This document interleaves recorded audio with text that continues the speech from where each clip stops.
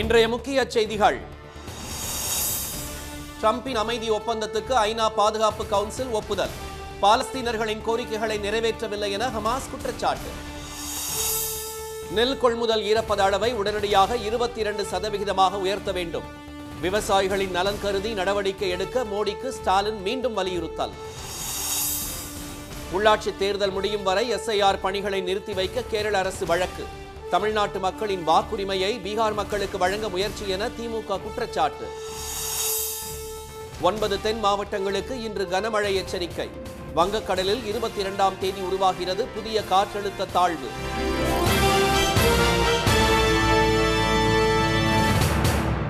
வணக்கம். காசாவில் நிரந்தர போர் நிறுத்தம் ஏற்பட அமெரிக்கா ஏற்படுத்திய அமைதி ஒப்பந்தத்திற்கு ஐநா பாதுகாப்பு கவுன்சில் ஒப்புதல் அளித்துள்ளது. 2023ஆம் ஆண்டு அக்டோபர் 7ஆம் தேதி ஹமாஸ் அமைப்புக்கும் இஸ்ரேலுக்கும் ஏற்பட்ட மோதலை தொடர்ந்து 2 ஆண்டுகளாக காசா மீது இஸ்ரேல் நடத்திய கடும் தாக்குதலில் 67,000க்கும் மேற்பட்டோர் கொல்லப்பட்டனர். லட்சக்கணக்கான மக்கள் உணவு, குடிநீர் உள்ளிட்ட அடிப்படை வசதிகள் இன்றி சொந்த நாட்டிலேயே அகதிகளாக உள்ளனர். இந்நிலையில் போரை முடிவுக்கு கொண்டுவர அமெரிக்க அதிபர் ட்ரம்ப் 20 அம்ச திட்டம் ஒன்றை கொண்டு வந்தார். காசா பகுதியில் தாக்குதலை உடனடியாக இஸ்ரேல் நிறுத்த வேண்டும், பிணை கைதிகளை ஹமாஸ் விடுவிக்க வேண்டும், காசா பகுதியில் சர்வதேச நிரந்தர படையை நிறுத்துவது, காசா பகுதியில் பொருளாதாரம் மற்றும் கட்டமைப்புகளை மீட்டமைப்பது உள்ளிட்ட அம்சங்கள் அதில் இடம்பெற்றிருந்தன. கத்தார், எகிப்து, துருக்கி ஆகிய நாடுகளின் உதவியுடன் இஸ்ரேல் பிரதமர் பெஞ்சமின் நேதன்யாகு மற்றும் ஹமாஸ் அமைப்பினருடன் பேச்சுவார்த்தை நடத்தப்பட்டது. பின்னர் எகிப்தின் ஷர்ம் எல் ஷேக் நகரில் நடைபெற்ற மாநாட்டில் அமைதி ஒப்பந்தம் கையெழுத்தானது. இந்த மாநாட்டில் ஐநா பொதுச் செயலாளர் ஆண்டனியோ குட்டரஸ், ட்ரம்ப், பிரான்ஸ் அதிபர் மேக்ரான், இங்கிலாந்து பிரதமர் ஸ்டாமர் உள்ளிட்ட 20 நாடுகளின் தலைவர்கள் பங்கேற்றனர். இந்நிலையில் ஐநா பாதுகாப்பு சபையில் நடைபெற்ற வாக்கெடுப்பில் காசாவில் அமைதியை ஏற்படுத்த அமெரிக்கா ஏற்படுத்தியுள்ள வரைவு தீர்மானம் நிறைவேற்றப்பட்டது. தீர்மானத்திற்கு ஆதரவாக 14 நாடுகள் வாக்களித்தன. தீர்மானத்திற்கு எதிராக யாரும் வாக்களிக்கவில்லை. 2 நாடுகள் வாக்களிப்பை புறக்கணித்தன. தம்மால் ஏற்படுத்தப்பட்ட அமைதி ஒப்பந்தத்திற்கு உலக நாடுகள் ஒப்புதல் அளித்ததற்கு வாழ்த்து தெரிவித்துள்ள ட்ரம்ப் சில முக்கியமான அறிவிப்புகள் அடுத்த சில வாரங்களில் வர உள்ளதாக கூறியுள்ளார். காசா பகுதியில் தீவிரவாதத்திற்கு முற்றுப்புள்ளி வைக்கும் வகையிலும் தனிநாடு அமைவதை தடுக்கும் வகையிலும் உள்ள தீர்மானம் வெற்றி பெற்றுள்ளதாக ட்ரம்புக்கு நெதன்யாகு வாழ்த்து தெரிவித்துள்ளார். அதே சமயம் ஐநா பாதுகாப்பு சபை ஒப்புதல் அளித்துள்ள ட்ரம்பின் அமைதி ஒப்பந்தம் பாலஸ்தீன மக்களின் மனிதாபிமான அடிப்படையிலான மற்றும் அரசியல் ரீதியிலான கோரிக்கைகளை நிறைவேற்ற தவறிவிட்டதாக ஹமாஸ் அமைப்பு குற்றம் சாட்டியுள்ளது. விவசாயிகளின் நலன் கருதி நெல் கொள்முதலுக்கான ஈரப்பத அளவை 17% 22% உடனே உயர்த்துமாறு பிரதமர் திரு மோடியை முதலமைச்சர் திரு மு க ஸ்டாலின் வலியுறுத்தியுள்ளார். பிரதமருக்கு அவர் எழுதியுள்ள கடிதத்தில் தமிழ்நாட்டில் டெல்டா மாவட்டங்களில் இந்த ஆண்டு குறுவை பருவத்தில் மிக அதிக அளவு நெல் உற்பத்தி செய்யப்பட்டுள்ளதாக தெரிவித்துள்ளார். நேற்று முன்தின நிலவரப்படி 2024-25ஆம் ஆண்டின் 4.81 லட்சம் மெட்ரிக் டன்னிலிருந்து நடப்பாண்டில் 14.11 லட்சம் மெட்ரிக் டன்னாக நெல் கொள்முதல் உயர்த்தப்பட்டிருப்பது புதிய சாதனை என திரு ஸ்டாலின் குறிப்பிட்டுள்ளார். மத்திய உணவு மற்றும் பொது விநியோகத்துறை 2025-26க்கான அரிசி கொள்முதல் இலக்காக அடுத்த ஆண்டு மார்ச் 31ஆம் தேதி வரை 16 லட்சம் மெட்ரிக் டன்னாக நிர்ணயித்துள்ளது என்று அவர் சுட்டிக்காட்டியுள்ளார். நெல் சாகுபடியில் உற்பத்தி மற்றும் உற்பத்தி திறன் ஆகியவற்றில் சாதனை அளவிலான அதிகரிப்பை கருத்தில் கொண்டு 2025-26க்கான 16 லட்சம் மெட்ரிக் டன் அரிசி இலக்கை குறுவை பருவத்தின் கடைசியில் கொள்முதல் செய்யப்படும் மொத்த நெல் அளவிற்கேற்ப உயர்த்தி திருத்தம் செய்ய தமிழ்நாடு அரசுக்கு அனுமதி வழங்குமாறு முதலமைச்சர் கேட்டுக் கொண்டுள்ளார். காவிரி டெல்டா மற்றும் பிற மாவட்டங்களில் பெய்து வரும் வடகிழக்கு பருவமழையை கருத்தில் கொண்டு நெல் கொள்முதலுக்கான ஈரப்பத அளவை 17% நிர்ணயிக்குமாறு தமிழ்நாடு அரசு கடந்த அக்டோபர் 19ஆம் தேதி மத்திய உணவு மற்றும் பொது விநியோகத்துறைக்கு கோரிக்கை விடுத்ததை அவர் நினைவூட்டியுள்ளார். தமிழ்நாட்டில் மத்திய அரசின் 3 குழுக்கள் களப்பயணம் மேற்கொண்டு நெல் மாதிரிகளை சேகரித்த போதும் தளர்வு தொடர்பான உத்தரவு கிடைக்கப்பெறவில்லை என்று திரு ஸ்டாலின் தெரிவித்துள்ளார். குறுவை பருவ கொள்முதல் நடந்து கொண்டிருக்கும் நிலையில் வடகிழக்கு பருவமழை மீண்டும் தீவிரமடையும் என வானிலை மையம் எச்சரித்துள்ளதால் ஈரப்பத தளர்வு உத்தரவை விரைவாக வழங்க வேண்டும் என்று முதலமைச்சர் வலியுறுத்தியுள்ளார்.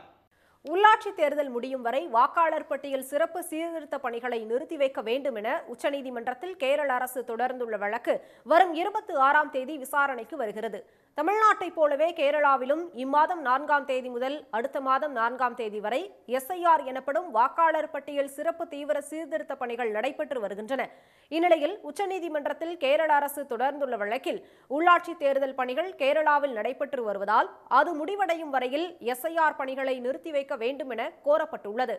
உள்ளாட்சி தேர்தல் அடுத்த மாதம் 9ஆம் தேதி மற்றும் 11ஆம் தேதிகளில் நடைபெறுவதையும் எஸ்ஐஆர் பணிகள் இம்மாதம் 4ஆம் தேதி முதல் அடுத்த மாதம் 4ஆம் தேதி வரை நடைபெறுவதையும் சுட்டிக்காட்டி ஒரே நேரத்தில் இரு பணிகளும் நடைபெற்றால் நிர்வாக ரீதியாக அரசுக்கு குழப்பமும் இடையூறும் ஏற்படும் என தெரிவிக்கப்பட்டுள்ளது. கேரள பஞ்சாயத்து ராஜ் சட்டப்படி முந்தைய கவுன்சில் கூட்டிய முதல் கூட்டத்திலிருந்து 5 ஆண்டுகளுக்குள் தேர்தல் நடத்தப்பட வேண்டும் என்றும் அப்போதுதான் டிசம்பர் 21ஆம் தேதிக்கு முன் புதிய கவுன்சில் பதவியேற்க முடியும் என்றும் அதில் கூறப்பட்டுள்ளது. உள்ளாட்சி தேர்தல் பணிக்கு 1,76,000 பணியாளர்களும் 68,000 காவல்துறையினரும் தேவைப்படும் நிலையில் எஸ்ஐஆர் பணிக்கு மேலும் 25,668 பணியாளர்களை அனுப்பினால் மாநில அரசின் வழக்கமான பணிகள் கடுமையாக பாதிக்கும் என மனுவில் சுட்டிக்காட்டப்பட்டுள்ளது.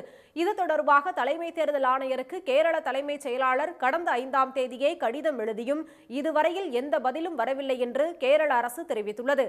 அரசியலமைப்பு சட்டப்படி உள்ளாட்சி தேர்தல்களை கண்டிப்பான கால அட்டவணைக்குள் நடத்த வேண்டும் என்ற நிலையில் எஸ்ஐஆர் பணிக்கு எந்த கால வரம்பும் இல்லை என்பதால் உள்ளாட்சி தேர்தல் முடியும் வரை எஸ்ஐஆர் பணிகளை ஒத்திவைக்க வேண்டும் என மனுவில் கோரப்பட்டுள்ளது. இந்த வழக்கை இன்று விசாரித்த நீதிபதிகள் திரு சூரியகாந்த், திரு ஜாய்மால்யா பக்ஷி ஆகியோர் எஸ்ஐஆர் தொடர்பான வழக்குடன் சேர்த்து இந்த வழக்கையும் வரும் 26ஆம் தேதி விசாரிப்பதாக தெரிவித்துள்ளனர். இதற்கிடையே தமிழ்நாடு, கேரளா, மேற்கு வங்கம் உள்ளிட்ட 12 மாநிலங்களில் நடைபெறும் எஸ்ஐஆர் பணிகள் குறித்து சட்டப்பேரவை காங்கிரஸ் தலைவர்கள், மாநில நிர்வாகிகளுடன் காங்கிரஸ் தலைவர் திரு மல்லிகார்ஜுன கார்கே ஆலோசனை நடத்தினார். எதிர்க்கட்சித் தலைவர் திரு ராகுல் காந்தி பங்கேற்ற இந்த கூட்டத்தில் எஸ்ஐஆர் பணிகளில் உள்ள குளறுபடி மற்றும் வாக்காளர்கள் சந்திக்கும் பிரச்சனைகள் குறித்து கட்சி நிர்வாகிகளுடன் விரிவான ஆலோசனை நடைபெற்றது. தமிழ்நாட்டு மக்களின் வாக்குரிமையை பறித்துவிட்டு பீகார் மக்களை தமிழ்நாட்டின் வாக்காளர்களாக சேர்ப்பதற்காகவே எஸ்ஐஆர் பணிகளை தேர்தல் ஆணையம் மேற்கொள்வதாக திமுக குற்றம் சாட்டியுள்ளது. பீகாரில் நடத்தியது போல வாக்காளர் பட்டியல் சிறப்பு தீவிர திருத்த பணிகளை தமிழ்நாடு, கேரளா, புதுச்சேரி, மேற்கு வங்கம் உள்ளிட்ட மாநிலங்களிலும் தேர்தல் ஆணையம் மேற்கொண்டுள்ளது. தமிழ்நாட்டில் கடந்த 4ஆம் தேதி முதல் எஸ்ஐஆர் கணக்கீட்டு படிவங்கள் வாக்குச்சாவடி நிலை அலுவலர்களால் வழங்கப்பட்டு வருகின்றன.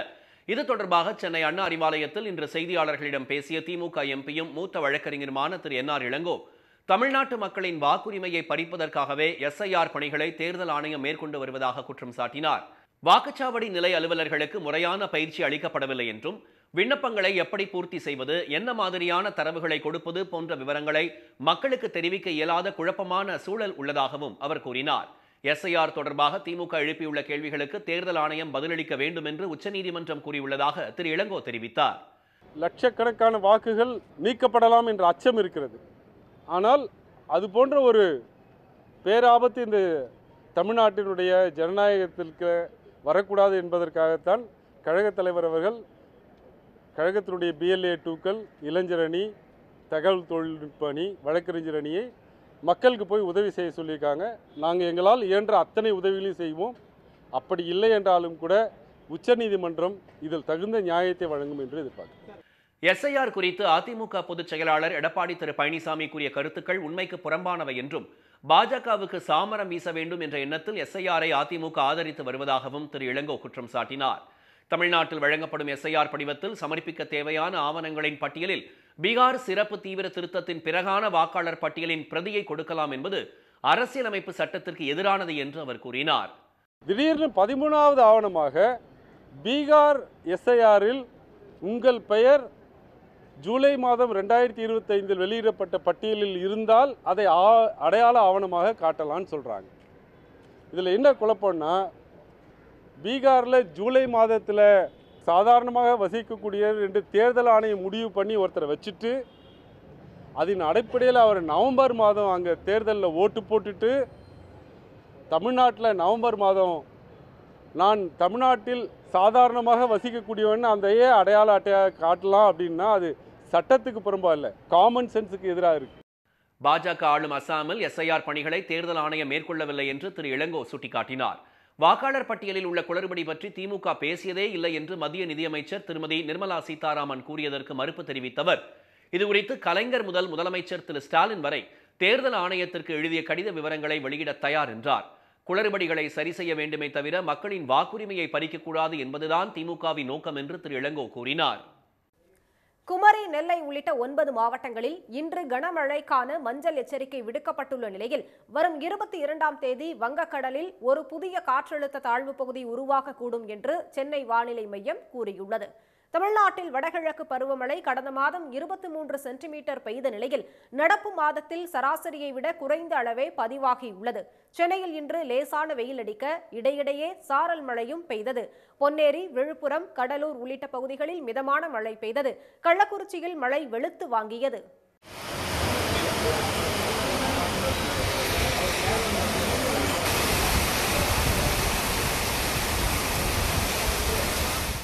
வேதாரண்யத்தில் தொடர் கனமழை காரணமாக வேதாரண்யேஸ்வரர் கோயில் வளாகத்திற்குள் தண்ணீர் புகுந்தது. வேதாரண்யம் அருகே தாணிக்கோட்டகம், வாய்மேடு, ஆயக்காரன்புலம் உள்ளிட்ட இடங்களில் பெய்த மழையால் 5000 ஏக்கரில் நேரடி நெல் விதைப்பில் ஈடுபட்டுள்ள விவசாயிகள் மகிழ்ச்சி அடைந்துள்ளனர். 15-20 நாளாக இந்த மழை இல்லாதனால இந்த நாங்கள் சாகுபடி செஞ்ச பயிரெல்லாம் வாடி வதங்கிக்கிட்டு இருந்த நேரத்தில் இப்போ கடந்த 3 தினங்களாக நல்ல மழை பெஞ்சிருக்கு. இந்த மழை எங்களுக்கு நல்ல பிரயோஜனம் உள்ள மழையாக நாங்கள் கருதுகிறோம். திருவாரூர் மாவட்டத்தில் 2 நாட்களாக பெய்த மழையில் மேலமருதூர், எழிலூர், பிச்சன்கோட்டகம் உள்ளிட்ட கிராமங்களில் 1000 ஏக்கரில் 20 நாட்களே ஆன சம்பா தாளடி நெற்பயிர்கள் தண்ணீரில் மூழ்கின. வயல்களில் தேங்கிய தண்ணீரை விவசாயிகள் வெளியேற்றி வருகின்றனர். நாகர்கோவில், திருச்சி, திண்டுக்கல் மாவட்டம் நத்தம் பகுதிகளில் மிதமான மழையும், கொடைக்கானலில் பனிமூட்டத்துடன் கூடிய சாரல் மழையும் பெய்தது. இதனிடையே வங்கக்கடலில் குமரி அருகே நிலவும் குறைந்த காற்றழுத்த தாழ்வு பகுதி காரணமாக குமரி, நெல்லை, தூத்துக்குடி, தென்காசி, விருதுநகர், சிவகங்கை, ராமநாதபுரம், தேனி, மதுரை ஆகிய 9 மாவட்டங்களில் இன்று கனமழைக்கு வாய்ப்புள்ளதாக சென்னை வானிலை மையம் தெரிவித்துள்ளது. கடலூர், மயிலாடுதுறையில் நாளை முதல் 2 நாட்களுக்கு கனமழை பெய்யும் எனவும் தெரிவிக்கப்பட்டுள்ளது. காற்றழுத்த தாழ்வு பகுதி காரணமாக ராமேஸ்வரத்தில் கடல் சீற்றம் மற்றும் பலத்த காற்று வீசியதால் பாம்பன் கடற்கரையில் நிறுத்தி வைக்கப்பட்டிருந்த 2 நாட்டு படகுகள் சேதமடைந்தன. இந்நிலையில் வரும் 22ஆம் தேதி வங்கக்கடலில் ஒரு புதிய காற்றழுத்த தாழ்வு பகுதி உருவாகக்கூடும் என்றும் இது அடுத்த 48 மணி நேரத்தில் வலுப்பெறக்கூடும் என்றும் வானிலை மையம் தெரிவித்துள்ளது. தமிழ்நாடு முழுவதும் வாக்குச்சாவடி நிலை அலுவலர்கள் ஏராளமானோர் பணிகளை புறக்கணித்து போராட்டத்தில் ஈடுபட்டதால் SIR பணிகள் கடுமையாக பாதிக்கப்பட்டுள்ளன. வாக்காளர் பட்டியலில் சிறப்பு தீவிர சீர்திருத்த பணிகளை மேற்கொண்டுள்ள வாக்குச்சாவடி நிலை அலுவலர்களுக்கு கடுமையான பணிச்சுமைகளை கொடுப்பதுடன் போதிய கால அவகாசம் வழங்கப்படவில்லை என புகார் எழுந்துள்ளது. இதற்கு தீர்வு கிடைக்கும் வரை SIR பணிகளை புறக்கணிக்க வருவாய் அலுவலர் சங்கம் அழைப்பு விடுத்திருந்தது. அதன்படி தமிழ்நாடு முழுவதும் இன்று வாக்குச்சாவடி நிலை அலுவலர்கள் SIR பணிகளை புறக்கணித்து ஆர்ப்பாட்டத்தில் ஈடுபட்டனர். கோவை மாவட்டத்தில் 3000 வாக்குச்சாவடி நிலை அலுவலர்களில் 2000 பேர் முழுமையாக பணி நிறுத்தத்தில் ஈடுபட்டுள்ளனர். மக்களுக்கும் எதிர்ப்பு மனநிலை உள்ளதால் படிவங்களை கிழித்து முகத்தில் வீசும் சூழல் உள்ளதாக வருவாய்த்துறை அலுவலர்கள் வேதனை தெரிவித்தனர். குறுகிய காலத்தில் முடிக்க வேண்டும் என்ற நிர்பந்தம், அந்த நிர்பந்தத்தின் காரணமாக அலுவலர்கள் கொடுக்கின்ற அழுத்தம் ஊழியர்களுக்கு பல்வேறு மனரீதியான சிரமத்தை ஏற்படுத்தி இருக்கின்றது. உடல் ரீதியான கோளாறுகளுக்கு தள்ளப்பட்டிருக்கின்றார்கள். உச்சபட்ச மனித உழைப்பு சுரண்டல் என்பது இங்கு அரங்கேறிக் கொண்டிருக்கின்றது. புதுக்கோட்டையில் SIR பணிகளை புறக்கணித்த வாக்குச்சாவடி நிலை அலுவலர்கள் மோசமான இணைய இணைப்பு மற்றும் காலாவதியான மொபைல் சாதனங்கள் போன்ற சிக்கல்களை எதிர்கொள்வதாக புகார் தெரிவித்தனர். BLOக்கு நம்ம ஃபார்ம் டிஸ்ட்ரிபியூஷன் கொடுக்கறதுக்கு முதல் நாள் நைட்டு கொடுக்குறாங்க. எந்த விதமான பயிற்சியோ இன்ஸ்ட்ரக்ஷனோ எதுவும் இல்லை. போய் குடும்பம் மட்டும் சொல்றாங்க, கொடுத்துட்றாங்க. அந்த பொதுமக்கள்கிட்ட போய் விலைக்கு நமக்கு வாங்குறவங்களாட்டி நமக்கு ரொம்ப BLOக்கு சிரமமா இருக்கு. இப்போ 10 பேர் BLO இருக்காங்கன்னா அவ்வளோ 3 பேர்கிட்ட நம்ம அந்த ஸ்கேன் பண்ற மாதிரி போன் மொபைல் கிடையாது. வீட்டில் வாக்காளர் இல்லை என்றால் அந்த வீட்டிற்கு 3 முறை செல்ல வேண்டும் என்றும் கால தாமதங்களுக்காக அலுவலர்கள் மீது அழுத்தம் கொடுக்கப்படுவதாகவும் எச்சரிக்கை நோட்டீஸ்கள் அனுப்பப்படுவதாகவும் அலுவலர்கள் குற்றம் சாட்டினர். நெல்லை, சேலம், மதுரை உள்பட தமிழ்நாட்டின் பல்வேறு இடங்களில் இந்த பணி புறக்கணிப்பு போராட்டம் நடைபெற்றது. இதனிடையே போதிய கால அவகாசம் வழங்கப்படும் வரை பணி புறக்கணிப்பு தொடரும் என்று வருவாய்த்துறை அலுவலர் சங்கம் அறிவித்துள்ளது. இனி வருவது செய்தி துளிகள். தம் உயிரையும் உணர்வையும் தமிழுக்காகவும் இந்திய விடுதலைக்காகவும் அளித்த தியாக திருவுருவான வ.உ.சியின் பெருமையை அனைத்து வகையிலும் போற்றி வரும் திராவிட மாடல் அரசின் சார்பில் செக்கழுத்த செம்மலின் நினைவு நாளில் அவரை வணங்கி போற்றுவதாக முதலமைச்சர் திரு மு.க. ஸ்டாலின் வலைதள பதிவில் தெரிவித்துள்ளார். கப்பலோட்டிய தமிழன் வ.உ. சிதம்பரனாரின் 89வது நினைவு நாளையொட்டி சென்னை கிண்டி காந்தி மண்டப வளாகத்தில் உள்ள அவரது சிலைக்கு அருகே அலங்கரித்து வைக்கப்பட்ட திருவுருவ படத்துக்கு தமிழ்நாடு அரசின் சார்பில் மலர் தூவி மரியாதை செலுத்தப்பட்டது. நிகழ்வில் அமைச்சர் திரு தாமோ அன்பரசன், மேயர் திருமதி பிரியா, சட்டமன்ற உறுப்பினர்கள் கலந்து கொண்டனர். நெல்லையில் வ.உ.சி. மணிமண்டபத்தில் மாவட்ட ஆட்சியர் திரு சுகுமார், சட்டப்பேரவைத் தலைவர் திரு அப்பாவு, மேயர் திரு ராமகிருஷ்ணன் உள்ளிட்டோர் மரியாதை செலுத்தினர். சபரிமலை மண்டல பூஜைக்காக நடை திறக்கப்பட்ட பிறகு ஒரே நாளில் 1.5 லட்சம் பேர் சாமி தரிசனம் செய்துள்ளனர். நடை திறந்த நேற்று முன்தினம் 30,000 பக்தர்கள் எதிர்பார்க்கப்பட்ட நிலையில் 55,000 பேர் வந்ததாக சன்னிதானம் பாதுகாப்பு ஏடிஜிபி திரு ஸ்ரீஜித் தெரிவித்தார். நேற்று 1.5 லட்சம் பக்தர்கள் தரிசனம் செய்ததாகவும் கட்டுக்கடங்காத கூட்டத்தால் பக்தர்கள் சிரமத்திற்கு ஆளானதாகவும் அவர் கூறினார். கார்த்திகை தீப திருவிழா ஏற்பாடுகள் குறித்து திருவண்ணாமலை மாவட்ட ஆட்சியர் அலுவலகத்தில் அமைச்சர்கள் ஆலோசனை நடத்தினர். பஞ்சபூத ஸ்தலங்களில் அக்னி ஸ்தலமாக விளங்கும் திருவண்ணாமலை அருணாச்சலேஸ்வரர் கோயிலில் தீப திருவிழா வரும் 24ஆம் தேதி கொடியேற்றத்துடன் தொடங்கி டிசம்பர் 3ஆம் தேதி வரை நடக்க உள்ளது. அன்றைய தினம் அதிகாலையில் பரணி தீபமும் மாலையில் மகா தீபமும் ஏற்றப்பட உள்ளது. இதற்கான பாதுகாப்பு ஏற்பாடுகள் குறித்து அமைச்சர்கள் திரு வேலு, திரு சேகர்பாபு ஆகியோர் அதிகாரிகளுடன் ஆலோசனை நடத்தினர். எஸ்ஐஆர் மூலம் வாக்குரிமையை பறித்து வாக்குரிமை இல்லாதவர்களை நாடு கடத்தும் பாஜகவின் திட்டம் தமிழகத்தில் ஈடேறாது என்ற இந்திய கம்யூனிஸ்ட் கட்சியின் மாநில செயலர் திரு மு. வீரபாண்டியன் கூறியுள்ளார்.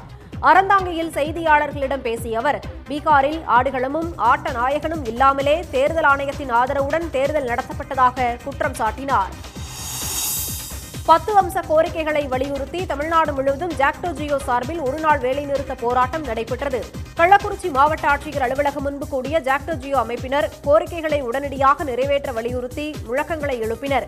ஈரோட்டில் வட்டாட்சியர் அலுவலகம் முன்பு நடைபெற்ற ஆர்ப்பாட்டத்தில் பழைய ஓய்வூதிய திட்டத்தை அமல்படுத்த வேண்டும், காலியாக உள்ள பணியிடங்களை நிரப்ப வேண்டும் என்பன உள்ளிட்ட கோரிக்கைகள் வலியுறுத்தப்பட்டன. புதுக்கோட்டை உள்ளிட்ட இடங்களிலும் ஜாக்டோ ஜியோ போராட்டம் நடைபெற்றது. திருப்பூரில் காங்கேயம் சாலையில் ஆக்கிரமித்து வைக்கப்பட்டிருந்த கடைகள், விளம்பர பலகைகள் உள்ளிட்டவற்றை நெடுஞ்சாலைத்துறையினர் அதிரடியாக அகற்றினர். ஆக்கிரமிப்புகளை அகற்றுவது தொடர்பாக மாநில நெடுஞ்சாலைத்துறையினர் மற்றும் வருவாய்த்துறை அதிகாரிகள் சார்பில் அப்பகுதி கடைகளுக்கு 3 மாதங்களுக்கு முன்பே நோட்டீஸ் அளிக்கப்பட்டது. கடை உரிமையாளர்கள் ஆக்கிரமிப்புகளை அகற்றாததால் இன்று காவல்துறையினர் பாதுகாப்புடன் ஆக்கிரமிப்புகள் அகற்றப்பட்டன. கோவில்பட்டியில் தமிழ் விவசாய சங்கம் சார்பில் சாலை மறியல் போராட்டம் நடைபெற்றது.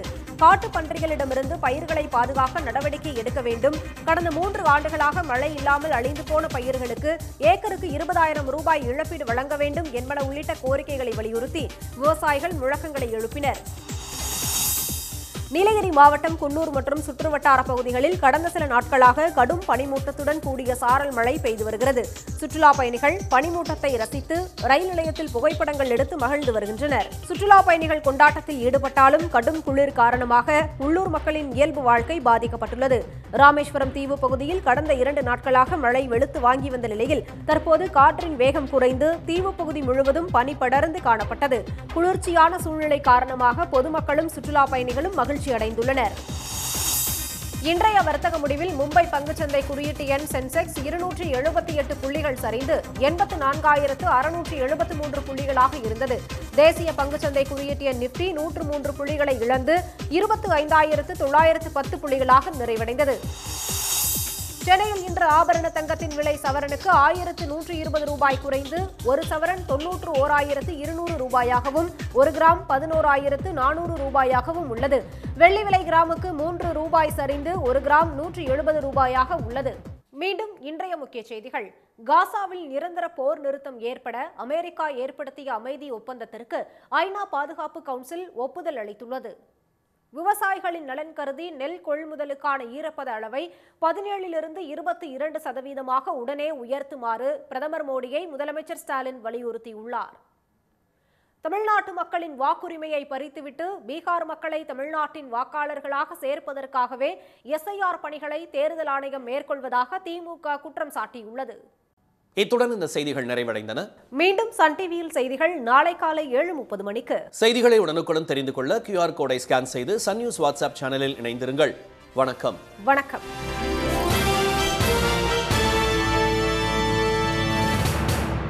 உடனுக்குடன் செய்திகளை தெரிந்து கொள்ள சன் நியூஸ் பெல் ஐகானை கிளிக் பண்ணுங்க.